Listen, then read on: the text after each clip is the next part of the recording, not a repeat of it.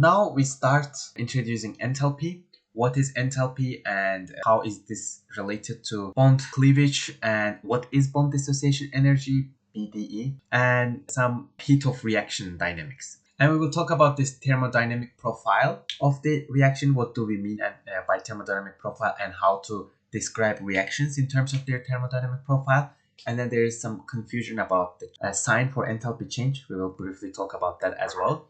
So in order to break bonds, we need to input energy so that we can break the bonds.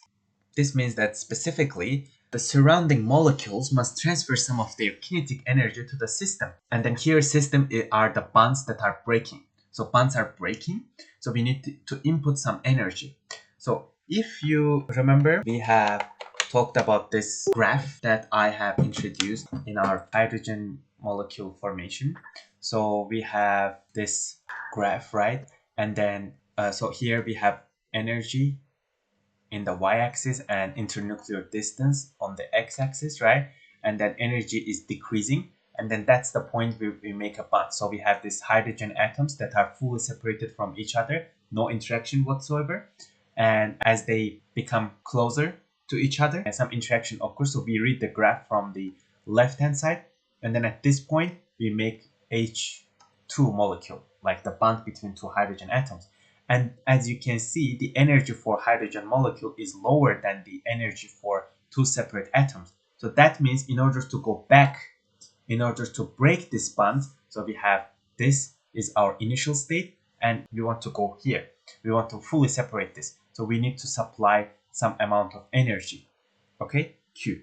In thermochemistry, thermodynamics in general, Q is used in order to denote energy. So here we need energy input in order to go from here to here. So this graph is really important to understand how bonds are formed and how do they break.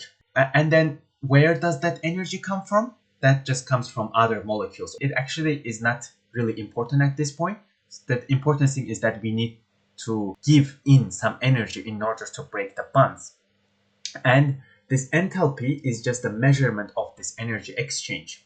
So we define enthalpy as a heat. It's basically heat, just the same heat that we introduced before, like the energy transfer, type of the energy transfer. So energy can be transferred as work and heat. So it's just the heat, but specifically it's the heat, this heat, the change in enthalpy, delta H, for any process, any physical or chemical process, is defined as an exchange of kinetic energy between a system and its surrounding under the conditions of constant pressure. So specifically constant pressure, it's really important here. It's just the heat, but heat of the process, but under constant pressure. And you can alternatively define enthalpy change as amount of energy that's necessary to break the bond homolytically. Okay, we will talk more about this in a second, but it's very important for us to understand the definition of delta H. Delta here refers to change, and H, we use letter H in order to denote enthalpy. So you might ask a question, what about the processes that are happening not under constant pressure, maybe let's say under constant volume, but we are allowing for a pressure to be changed? Do those processes have enthalpy and enthalpy change as well? The answer is yes. But then question is, how do we find them? We can find that delta H. We can actually do a slight tweak to the properties of the system that we are focusing our attention on. We can kind of imitate a situation as if this process is happening under constant pressure. Obviously, we have to change some variables there. Maybe pressure, volume, temperature, if it's gas or some other variables. So there's a relationship between internal energy, which we can define for any system, any process. We can define internal energy for any system and change in internal energy for any process.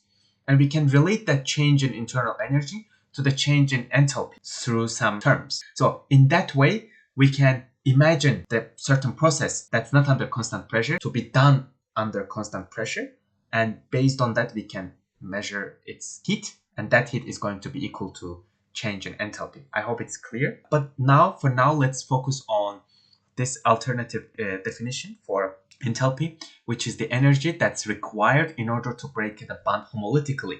So in order to explain what's homolytic bond cleavage, we have to talk about the types of bond cleavage. So there could be a homolytic cleavage, as a result of which uncharged radicals are formed. So radicals are basically uncharged species that have unpaired electron. So this is not lone pair, it's lone but not pair. And in order to show this, we use single-headed arrows. So I'm gonna zoom in. It's normal arrow, but it's single-headed. We also have heterolytic cleavage, bond cleavage, and as a result of this cleavage, we are forming charged ions. It could be plus or minus, and we are using double-headed arrow. I hope you can see the difference between these two arrows.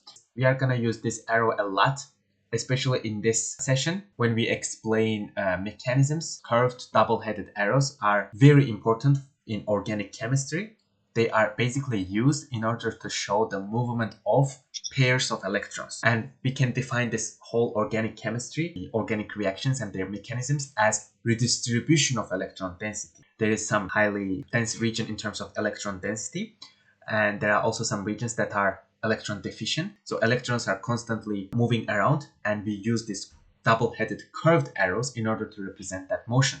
Obviously, single electrons can also move, and that constitutes to radical chemistry, radical reactions, but they are not as significant as polar reactions. And polar reactions are the ones that include the movement of pairs of electrons that are represented by curved arrows, double-headed arrows. They actually constitute to, as far as I know, 90 to 95% of the organic reactions. They are polar organic reactions, and we use double-headed curved arrows in order to represent their mechanisms. But radical reactions, they do not constitute significantly. The reason why radical reactions are not very significant is because they have single electrons and that they do not satisfy octet rule, and they are not stable. And another reason is that they are very eager to combine with another radical in order to make a bond. So one electron from one radical, one electron from another radical, they come together to make a bond. So this is how we represent homolytic cleavage. So one bond is separated to two electrons, and one of the electrons goes to one atom that made the bond, and then another electron of the bond goes to another atom. And these are called radicals. And in heterolytic bond cleavage, we have a bond that's broken, and as you know, one bond is two electrons, and all of those two electrons are going on top of the atom. These are how we represent homolytic and heterolytic bond cleavage. Speaking of homolytic bond cleavage, we can define bond dissociation energy, which is basically an amount of energy that's needed in order to break a covalent bond via homolytic bond cleavage. That's the definition of bond dissociation energy, and you can see this in appendix.